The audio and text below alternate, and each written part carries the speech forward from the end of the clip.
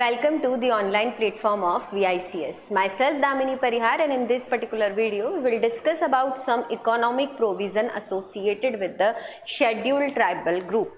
आज की क्लास में हम डिस्कस करेंगे अनुसूचित जनजातियों के संदर्भ में जितने भी हमारे संवैधानिक प्रावधान हैं उनके बारे में, और उसके ही संदर्भ में हम सबसे पहले डिस्कस करेंगे जितने भी इकोनॉमिक सेफगार्ड रखे गए हैं, जितने भी आर्थिक सुरक्षा उपाय रखे गए हैं, किसके संदर्भ में, अनुसूचित जनजातियों के संदर्भ में हम उसको चर्चा में लेंगे।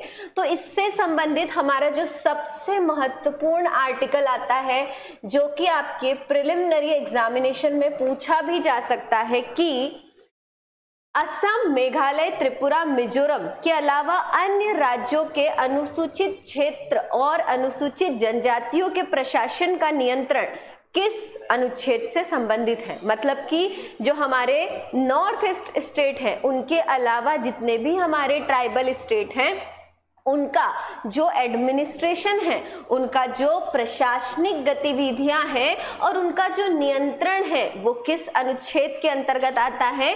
तो ये आता है अनुच्छेद 244 खंड 1 आर्टिकल 244 क्लॉज 1 के अंदर आता है। Administration and control of two scheduled tribal group which are other than the tribes from Assam, Meghalaya, Tripura, Mizoram. याद रखेंगे कितने स्टेट हैं, 4 स्टेट हैं। कौन कौन से हैं? असम, मेघालय, त्रिपुरा, मिजोरम। कौन कौन से हैं? असम, मेघालय, त्रिपुरा, मिजोरम। अब याद क्या रखना है? याद ये रखना है कि इनके अलावा जितने भी हमारे ऐसे स्टेट जहां पर ट्राइब्स का रिसाइडेंस है या ट्राइब्स वहां पर निवास करती है, तो वहां पर किस अनुच्छेद के अंतर्गत प्रशासन देखा जाता है, under which article administration is managed. तो आपको याद रखना है कि यह है आर्टिकल 244 का क्लॉज 1। कौन सा है? आर्टिकल 244 खंड 1 के अंतर्गत आता है हमारा प्रशासन। किन राज्यों से संबंधित? जो नॉर्थ ईस्ट ट्राइबल स्टेट है उनके अलावा जो हमारे ट्राइबल स्टेट हैं उनसे संबंधित जो हमारे प्रशासनिक गतिविधियां हैं वो इसके अंतर्गत देखी जाती है। तो हमारा पहला आर्टिकल जो आज हमने डिस्कस किया वो कौन सा है? आर्टिकल 244 खंड 1। हमारा नेक्स्ट इंपॉर्टेंट आर्टिकल आता है इकोनॉमिक सेफगार्ड, आर्थिक सुरक्षा उपायों से संबंधित। वो है अनुच्छेद 275 आर्टिकल 275। अब देखो यहां पर एक शब्द है प्रोवाइड्स ग्रांट इन एड, अनुदान प्रदान करना। तो याद रखेंगे कि अनुसूचित जाति और जनजाति के संदर्भ में अनुदान किस अनुच्छेद के अंतर्गत आता है? Under which article grant in aid mention in the Indian constitution for the scheduled tribal group. तो याद रखेंगे कि यहाँ पर जो हमारा आर्टिकल है वो है आर्टिकल 275। कौन सा आर्टिकल है? आर्टिकल है 275। और ये कौन से शेड्यूल्ड के अंदर कवर किया गया है, किस अनुसूची के अंतर्गत ये आता है? तो ये आता है अनुसूचित 5वीं और 6ठी अनुसूची के अंतर्गत। जितने भी निर्दिष्ट राज्य है हमारे उनको ग्रांट इन एड कौन से आर्टिकल के थ्रू मिलती है? 275। अब यहां पर एक छोटी सी हम चीज समझते हैं कि ये अनुदान होता क्या है। देखो अनुदान एक प्रकार की सहायता होती है, it is a kind of help. अब ये हेल्प कैसी है? ये हेल्प होती है फाइनेंशियल हेल्प। कैसी है? ये एक वित्तीय सहायता है। अब वित्तीय सहायता है मतलब क्या? वित्तीय सहायता है मतलब ये इस प्रकार की वित्तीय सहायता है जिसे आपको वापस लौटाना नहीं होता। मतलब कि अगर आपने किसी से पैसे लिए हैं तो आपने या तो उधार लिए हैं या लोन लिया है, तो आपको वो पैसे वापस लौटाना पड़ेंगे। बट जब ग्रांट इन एड मिलती है, जब अनुदान मिलता है, तो इस पैसे को कभी भी वापस लौटाना नहीं पड़ता। तो एक प्रकार की वित्तीय सहायता, it is a kind of financial assistant, जिसमें आपको वापस से पैसे को रिटर्न करना नहीं होता। तो याद रखेंगे कि SC और ST जो कि हमारे कॉन्स्टिट्यूशन के शेड्यूल 5 और शेड्यूल 6 में स्पेसिफाई है, इनसे एसोसिएटेड जो ग्रांट इन एड का प्रोविजन हमने इंक्लूड किया है, ये कौन से आर्टिकल से एसोसिएटेड है? It is associated with article 275 किस अनुच्छेद से संबंधित है? अनुच्छेद 275 से संबंधित ये हमारा एक प्रावधान है। अब इसके बाद वापस से इकोनॉमिक सेफगार्ड, आर्थिक सुरक्षा से संबंधित जो हमारा नेक्स्ट आर्टिकल है, इसे बोला जाता है अनुच्छेद 23। अब अनुच्छेद 23 के अंतर्गत क्या है? देखो, यहाँ पर बंधुआ मजदूरी को समाप्त करता है और मानव तस्करी और जबरन श्रम को भी रोक लगाता है। मतलब क्या कि जो बॉन्डेड लेबर है और ये ट्रैफिकिंग इन ह्यूमन और फोर्स्ड लेबर को क्या करता है? अबॉलिश करने का काम करता है। तो याद रखेंगे, ये हमारे directive principle of state policy, राज्य के नीति निर्देशक सिद्धांत का एक बहुत महत्वपूर्ण आर्टिकल है। और ये आपसे आर्टिकल नॉर्मली भी पूछा जा सकता है कि किस अनुच्छेद के अंतर्गत मानव तस्करी को बाधित किया गया है, किस अनुच्छेद के अंतर्गत बंधुआ मजदूरी को बाधित किया गया है, किस अनुच्छेद के अंतर्गत हम बात करें ह्यूमन ट्रैफिकिंग को क्या किया गया है, ह्यूमन ट्रैफिकिंग को क्या किया गया है? प्रिवेंट करने या अबॉलिश करने का काम किया गया है। तो याद रखेंगे कि DPSP, directive principle of state policy, राज्य के नीति निर्देशक सिद्धांत के अंतर्गत हम ये देखते हैं कि मानव तस्करी और बंधुआ मजदूरी और जबरन श्रम पर क्या लगाई जाती है? रोक लगाई जाती है। किस पर रोक लगाई जाती है? मानव तस्करी, बंधुआ मजदूरी और जबरन श्रम पर यहाँ पर रोक लगाई जाती है। आगे बढ़ते हैं। जो हमारा नेक्स्ट इंपॉर्टेंट आर्टिकल आता है आर्थिक सुरक्षा उपायों से संबंधित, इकोनॉमिक सेफगार्ड से संबंधित, वो है आर्टिकल 24। कौन सा है? हमारा जो महत्वपूर्ण आर्टिकल है अनुच्छेद 24। अब अनुच्छेद 24 क्या है? 23 तो याद हो गया आपको। 23 में क्या था? अनुच्छेद 23 में था हमारा बंधुआ मजदूरी को रोकना, ह्यूमन ट्रैफिकिंग, मानव तस्करी को रोकना, बाधित श्रम, फोर्स्ड लेबर को क्या करना? रोकना, बाधित करना, अबॉलिश करना। किसको? फोर्स्ड लेबर को, ह्यूमन ट्रैफिकिंग को और आपके बॉन्डेड लेबर को। अब देखो, यहां पर जो अनुच्छेद 24 है, अनुच्छेद जो हमारा 24 है, ये बोलता है कि जो बच्चे 14 साल से कम है, कितने साल से? जिनकी एज 14 ईयर से कम है, उनको क्या किया जाए? कारखानों, खदानों व खतरनाक गतिविधियों में काम करने से रोकना और बाल श्रम पर रोक लगाता है। तो याद रखेंगे कौन सा आर्टिकल चाइल्ड लेबर को प्रिवेंट करने से एसोसिएटेड है, किस अनुच्छेद के अंतर्गत बाल श्रम पर रोक लगाई जाती है? तो याद रखेंगे कि अनुच्छेद 24 के अंतर्गत बाल श्रम पर रोक लगाई जाती है। Under article 24 it prevents the child labour. याद रखेंगे child labour 24, child labour 24। Age क्या रखी गई है? एज रखी गई है 14 ईयर, 14 साल से कम उम्र के जो बच्चे हैं, कहां कहां पर? खदानों में, कारखानों में और जितनी भी खतरनाक गतिविधियां। तो याद रखेंगे article 24 is associated with the child labour and it prevents the activity या working of child in the hazardous work like factories, mines or any other hazardous activity is prevented under the article 24 of Indian Constitution। अब अगर हम बात करें कि अभी हमने क्या देखा? अभी हमने कवर किया है जितने भी इकोनॉमिक सेफगार्ड है। इकोनॉमिक सेफगार्ड में कौन कौन से आर्टिकल देखे? हमने आर्टिकल 375 देखा, आर्टिकल 275 देखा, उसके अलावा हमने कौन सा आर्टिकल देखा? आर्टिकल 23, 24 को हमने कवर किया। अब हम देखेंगे जितने भी एजुकेशनल और कल्चरल सेफगार्ड है, मतलब कि जो हमारी अनुसूचित जनजाति है उनसे संबंधित शिक्षा और शैक्षणिक जो सांस्कृतिक सुरक्षा उपाय है, मतलब उनकी एजुकेशनल लेवल को बढ़ाने के लिए, उनकी कल्चरल एक्टिविटी को क्या करने के लिए, उनकी कल्चरल एक्टिविटी को क्या करने के लिए, प्रिजर्व करने के लिए, प्रोटेक्ट करने के लिए जो सेफगार्ड लगाए गए हैं, अब हम वो पढ़ेंगे। तो तो जो सबसे पहला हमारा आर्टिकल आता है वो कौन सा है? सबसे पहला आर्टिकल है हमारा अनुच्छेद 15 खंड 4। कौन सा है? अनुच्छेद 15 खंड 4, आर्टिकल 15 क्लॉज 4। कौन सा है? आर्टिकल 15 क्लॉज 4 है। और ये क्या करता है?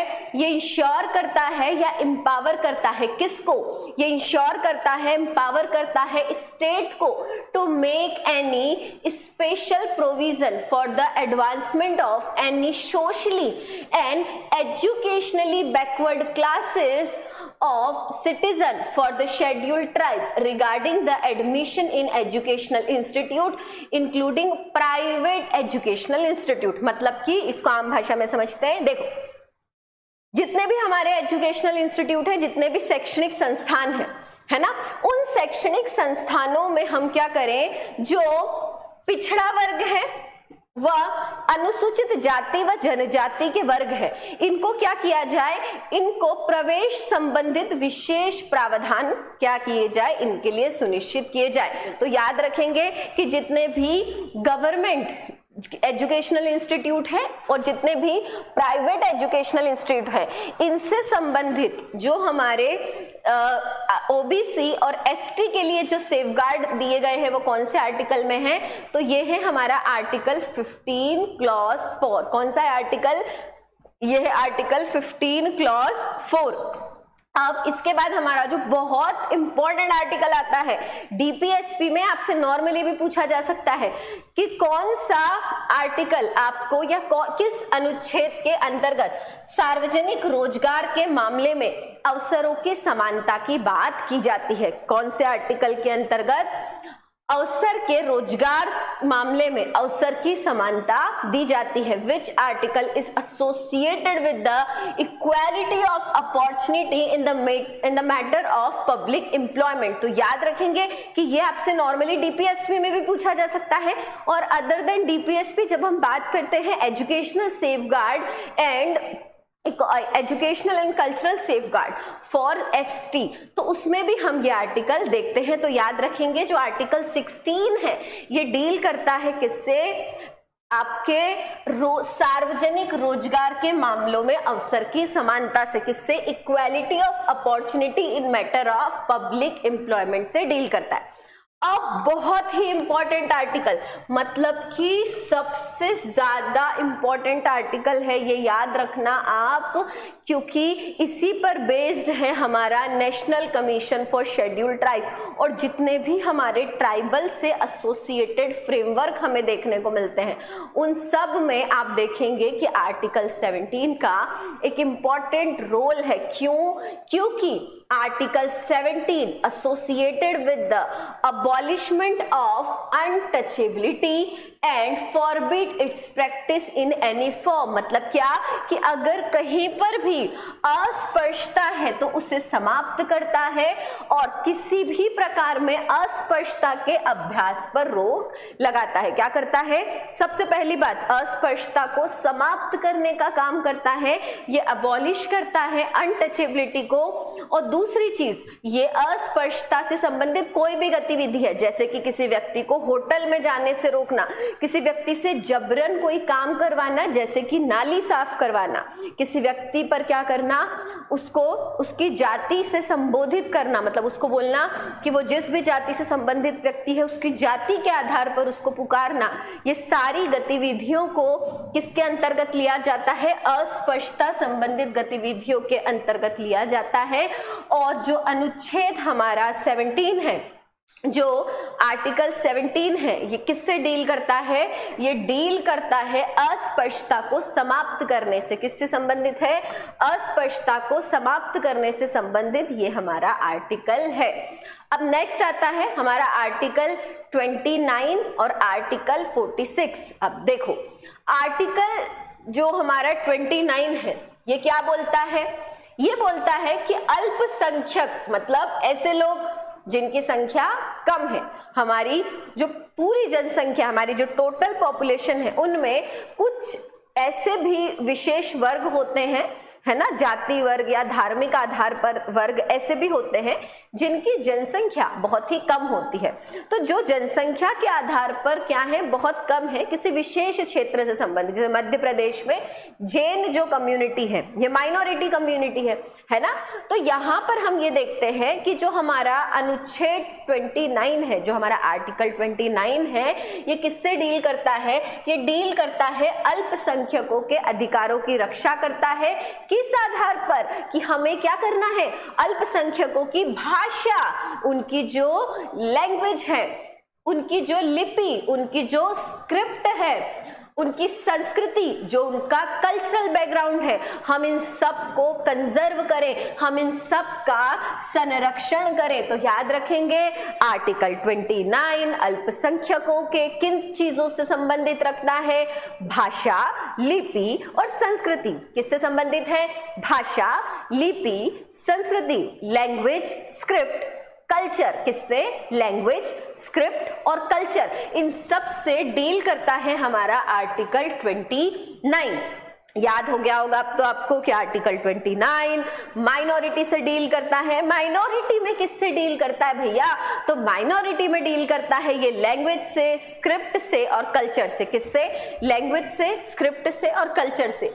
नेक्स्ट आता है आर्टिकल 46 अनुच्छेद 46। अब याद रखेंगे, अब ये आर्टिकल 46 क्या करता है, आर्टिकल 46 जो है ये हमारी जो टोटल स्टेट के ऐसे लोग जो कि क्या है, जो कि आपके वीकर सेक्शन ऑफ सोसाइटी है, ये समाज के जो वंचित वर्ग है, जो कि विशेष रूप से अनुसूचित जाति और जनजाति से आते हैं। मतलब क्या, वो लोग, हमारे राज्य के वो लोग जो कि थोड़ा सा पिछड़ा है। किस आधार पर पिछड़े हैं, शिक्षा के आधार पर या आर्थिक स्थिति के आधार पर। तो जो एजुकेशनली क्या है, हमारे बैकवर्ड है और क्या है, इकोनॉमिकली बैकवर्ड है। तो हम क्या करें, उनके शैक्षणिक और आर्थिक हितों को मजबूत बनाने का काम करें। क्या करें, उनके शैक्षणिक और आर्थिक हितों को मजबूत बनाने का काम करें। तो याद रखेंगे कि जो आपके शेड्यूल ट्राइब और शेड्यूल कास्ट हैं,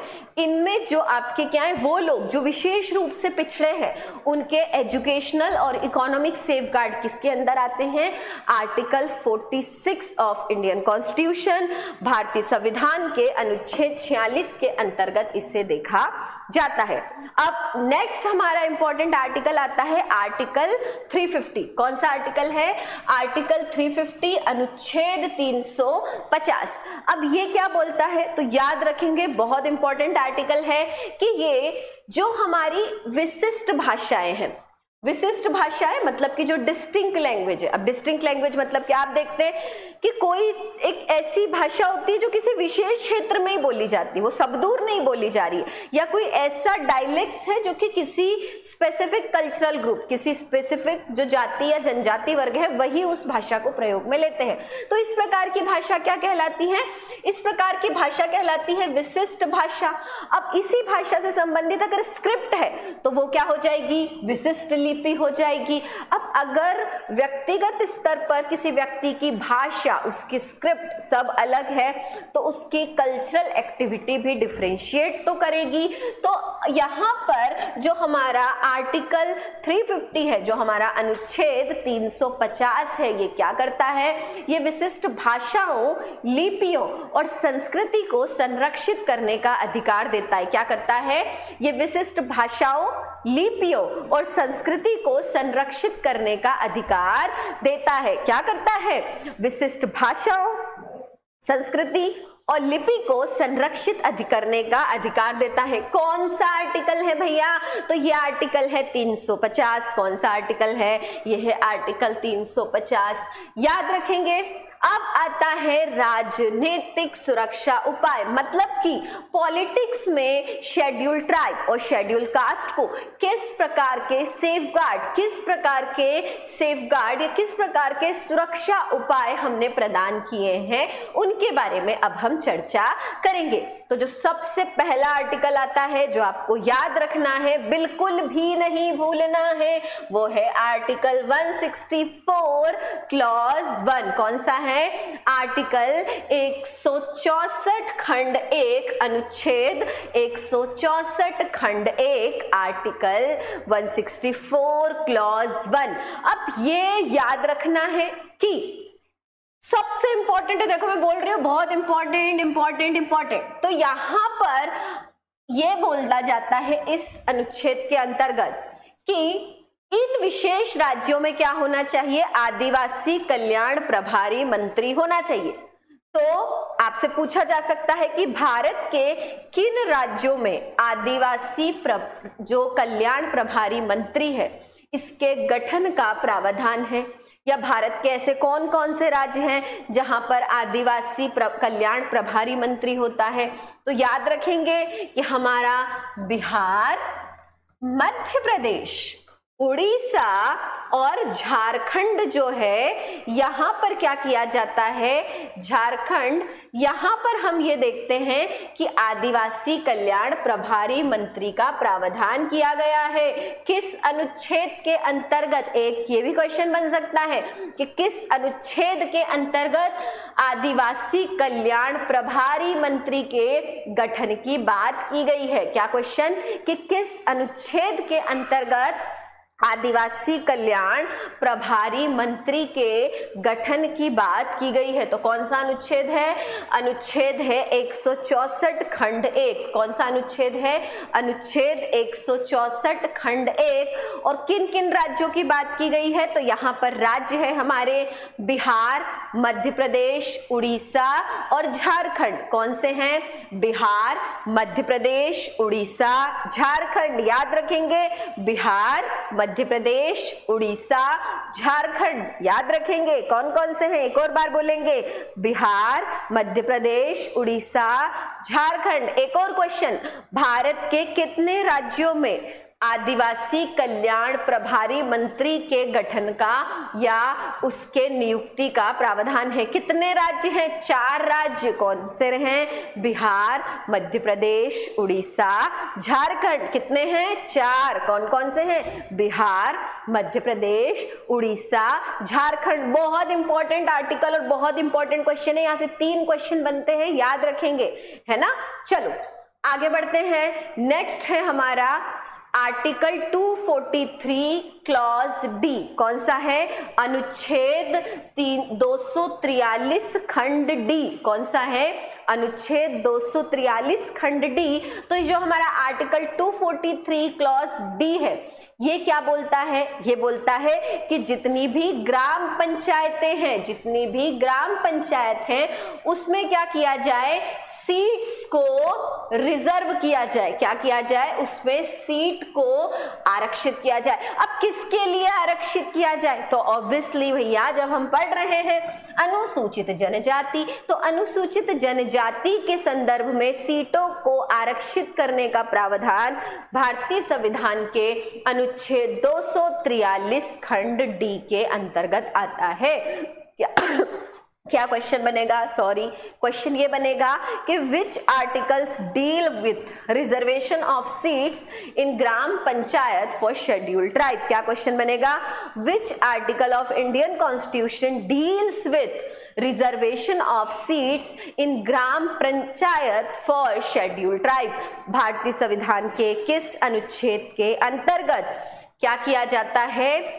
अनुसूचित जनजातियों के संबंध में क्या किया जाता है? सीटों के आरक्षण की बात कही गई है। तो अनुच्छेद 243 खंड डी। कौन सा है? अनुच्छेद 243 खंड D. Not less than 2/3 of total member of seat reserved shall be reserved for women belonging to scheduled tribe and scheduled caste. अब क्या बोला कि पहले तो क्या करो कि जो हमारी अनुसूचित जनजाति है, अनुसूचित जाति है, इनके लिए आप क्या करो? सीट को आरक्षित करो। अब जो आरक्षित सीट की गई है, उस आरक्षित सीट में भी क्या किया जाए? उस सीट में कम से कम 1/3 हिस्सा क्या किया जाए, 1/3 उसके हिस्से को क्या किया जाए, अनुसूचित जाति और अनुसूचित जनजाति की महिलाओं के लिए आरक्षित की जाए। क्या किया जाए, अनुसूचित जाति और अनुसूचित जनजाति की महिलाओं के लिए आरक्षित की जाए। अनुसूचित जनजाति के लिए सीटें आरक्षित की जाएगी तो उस पंचायत में प्रत्यक्ष चुनाव द्वारा भारी जनसंख्या वाली सीटों की कुल संख्या लगभग समान अनुपात में हो सकती है। मतलब ये वाला पॉइंट आप नहीं भी आपको प्रीलिम के लिए याद रखेंगे तो चलेगा। यहां से हमारे 2 क्वेश्चन बनते हैं कि किस भारतीय संविधान के अंतर्गत क्या किया जाता है, अनुसूचित जाति जनजाति के लिए सीटों का आरक्षण किस आर्टिकल से संबंधित है, तो याद रखेंगे आर्टिकल 243 क्लॉज डी, अनुच्छेद 243 खंड डी। महिलाओं के संदर्भ में अनुसूचित जनजाति व जाति की महिलाओं के संदर्भ में कितना आरक्षित सीटें हैं, तो 1/3 आरक्षित सीटें हैं। कुल आरक्षित सीटों की कितनी हैं, कुल आरक्षित सीटों की 1/3 आरक्षित सीटें यहां पर रखी गई है। अब नेक्स्ट इंपॉर्टेंट आर्टिकल आता है अनुसूचित जनजाति के राजनीतिक सुरक्षा उपायों से संबंधित, तो याद रखेंगे बहुत इंपॉर्टेंट आर्टिकल है article 243 clause T, article 243 T, article 243 T याद रखेंगे। तो इसमें क्या किया जाता है कि प्रत्येक नगर पालिका में अनुसूचित जाति व जनजाति के लिए सीटें आवंटित की जाए। मतलब क्या किया जाए, तो याद रखेंगे क्या क्वेश्चन बनेगा, which article deals with allocation of seats for scheduled tribe and scheduled caste in municipality। नगर पालिका में अनुसूचित जाति व जनजाति से संबंधित सीटों का आवंटन किस अनुच्छेद के अंतर्गत है, या क्या क्वेश्चन हो सकता है, किस अनुच्छेद के अंतर्गत अनुसूचित जाति व जनजाति के लिए सीटों के म्युनिसिपैलिटी नगर पालिका निकायों से संदर्भ में आरक्षण का प्रावधान है। याद रखेंगे म्युनिसिपैलिटी क्या हो रहा है, ऐसे याद रखो म्युनिसिपैलिटी, तो टी पर एक जोड़ जा रहा है ना, बोल के देखो म्युनिसिपैलिटी। आप हिंदी मीडियम के इंग्लिश मीडियम के कोई फर्क नहीं पड़ता, याद रखना है म्युनिसिपैलिटी, तो टी पर जोड़ देना और याद रखना कि ये वही टी है जो म्युनिसिपैलिटी में एससी और एसटी, किसको, एससी और एसटी को क्या करेगा, उनको सीटों का आवंटन प्रदान करेगा। उसमें अलोकेशन ऑफ सीट्स को इंश्योर किया जाएगा for schedule caste and schedule tribe. अब क्या बोला जा रहा है, प्रत्येक नगर पालिका में अनुसूचित जाति और जनजाति के लिए seat shall be reserved for scheduled caste and scheduled tribe in every municipality, है ना।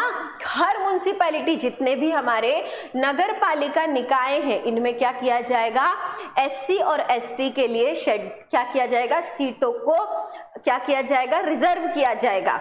और same proportion to the total number of seat fill by direct election. और किस अनुपात में होगा, ये अनुपात होगा जितना भी हमारी कुल संख्या है सीटों की उसके एक विशिष्ट अनुपात में क्या किया जाएगा, सीटों का आरक्षण किया जाएगा। किसके लिए, शेड्यूल कास्ट और शेड्यूल ट्राइब के लिए। और इसमें क्या किया जाएगा कि जो कुल सीटें हैं उसमें से कम क्या किया जाएगा, कुल सीटों में से कम जो आपकी, ये थोड़ा सा इसको सही करेंगे, कुल सीटों में से कम 1/3 सीटें क्या किया जाएगी, महिलाओं के लिए आरक्षित की जाएगी। तो प्रीलिम का क्वेश्चन कि नगर पालिका निकायों में महिलाओं के आरक्षण से संबंधित अनुच्छेद है, म्युनिसिपैलिटी है ना, या अर्बन लोकल बॉडी म्युनिसिपैलिटी में जो हमारी महिलाओं को आरक्षण मिला जाता है, जो वुमेन्स को रिजर्वेशन दिया जाता है, वो कौन से आर्टिकल में आता है, आर्टिकल 243 क्लॉज टी। अब बहुत ही महत्वपूर्ण, बहुत ही इंपॉर्टेंट भैया, एकदम इंपॉर्टेंट अनुच्छेद आ रहा है, आर्टिकल है आर्टिकल 330, अनुच्छेद 330। कौन सा है, आर्टिकल 330 अनुच्छेद 330। तो याद रखेंगे कि जो अनुसूचित जाति और जनजाति के लिए लोकसभा में सीटों के आरक्षण की बात की गई है। किसके लिए? अनुसूचित जाति और जनजाति के लिए। किसमें? लोकसभा में। तो याद रखेंगे, allows reservation of seat for Lok Sabha for which community? For schedule caste and schedule tribe. किसके लिए? शेड्यूल कास्ट और शेड्यूल ट्राइब के लिए जो लोकसभा में रिजर्वेशन किया जाता है वो कौन से आर्टिकल से डील करता है? It deals with article 330। किस आर्टिकल से डील करता है? आर्टिकल 330 से ये डील करता है। याद रखेंगे कौन सा आर्टिकल है? आर्टिकल 330। नेक्स्ट हमारा इंपॉर्टेंट आर्टिकल आता है आर्टिकल 332। कौन सा है? आर्टिकल 332। तो याद रखेंगे 330 मतलब लोकसभा में एसटी एससी, लोकसभा में एसटी एससी। कौन सा है? आर्टिकल 330। राज्य विधानसभा स्टेट लेजिस्लेटिव असेंबली में एससी एसटी के लिए रिजर्वेशन कौन सा आर्टिकल है? ये है आर्टिकल 332, आर्टिकल 332, अनुच्छेद 332। तो याद रखेंगे कि अनुच्छेद 332 क्या करता है? ये अलाउ करता है reservation of seats for SC and ST for state legislative assembly. राज्य विधानसभा में सीटों का आरक्षण किसके लिए? एससी और एसटी कम्युनिटी के लिए। कौन सा आर्टिकल है? यह है आर्टिकल 332, अनुच्छेद 332। याद हो गया होगा अब तो। चलो एक बार देखते हैं। 330 लोकसभा, 332 राज्य विधानसभा। किससे डील? एससी और एसटी से डील करता है। नेक्स्ट इंपॉर्टेंट आर्टिकल आता है आर्टिकल 338 ए। कौन सा है? आर्टिकल 338 ए। तो ये क्या बोलता है? ये बोलता है कि national commission for schedule tribe का गठन हो। क्या हो? जो हमारी शेड्यूल ट्राइब्स हैं इनके लिए एक नेशनल कमीशन का गठन किया जाए। किसके लिए? शेड्यूल ट्राइब्स के लिए नेशनल कमीशन का गठन किया जाए। अब ये कैसी बॉडी होगी? तो national commission for schedule tribe. यहां से एक बहुत इंपॉर्टेंट प्रीलिम का पहला क्वेश्चन क्या बना हमारा कि national commission for schedule tribe किस अनुच्छेद के अंतर्गत आता है? विच article of Indian constitution deals with national commission for schedule tribe? याद रखेंगे आर्टिकल 338 क्लॉज ए। कौन सा है? आर्टिकल 338 ए। कौन सा है? आर्टिकल 338 ए। किससे डील करता है? National commission for schedule tribe से डील करता है। किससे? राष्ट्रीय अनुसूचित जनजाति आयोग से संबंधित है हमारा अनुच्छेद 338 ए। किससे संबंधित है? राष्ट्रीय अनुसूचित जनजाति आयोग से संबंधित है। कौन सा अनुच्छेद? अनुच्छेद 338 ए। अब आपसे दूसरा क्वेश्चन ये पूछा जा सकता है कि राष्ट्रीय अनुसूचित जनजाति आयोग कैसा निकाय है? ये किस प्रकार का निकाय है? तो याद रखेंगे कि ये एक संवैधानिक निकाय है। कैसा निकाय है? ये एक संवैधानिक निकाय है। National commission for schedule tribe it is a constitutional body. कैसी बॉडी है? यह एक कॉन्स्टिट्यूशनल बॉडी है। याद रखेंगे। और ये किससे डील करती है? ये डील करती है issue concerning with constitutional and other legal safeguard for ST. किससे डील करता है? जो कॉन्स्टिट्यूशनल और अदर सेफगार्ड है किससे संबंधित? एसटी से संबंधित, उससे डील करता है। मतलब क्या कि एक आयोग बनेगा। आयोग का नाम क्या है? राष्ट्रीय अनुसूचित जनजाति आयोग। क्या नाम है आयोग का? राष्ट्रीय अनुसूचित जनजाति आयोग। ये क्या करेगा? ये अनुसूचित जनजाति के संवैधानिक और अन्य कानूनी सुरक्षा उपाय को क्या करवाएगा? प्रदान करने का काम करेगा। क्या करेगा? जो हमारे कॉन्स्टिट्यूशनल और अदर जो लीगल सेफगार्ड है उनसे डील करता है for ST and SC. Next हमारा इंपॉर्टेंट आर्टिकल आता है आर्टिकल 340। कौन सा आर्टिकल है? आर्टिकल 340। अब आर्टिकल 340 किससे डील करता है? तो आर्टिकल 340 हमारा डील करता है कि जो राष्ट्रपति है वो क्या करे? पिछड़े वर्गों की स्थितियों का मूल्यांकन करने के लिए एक समिति बनाए। तो अगर आपसे पूछा जाए national commission for backward classes, national commission for backward classes किससे डील करता है?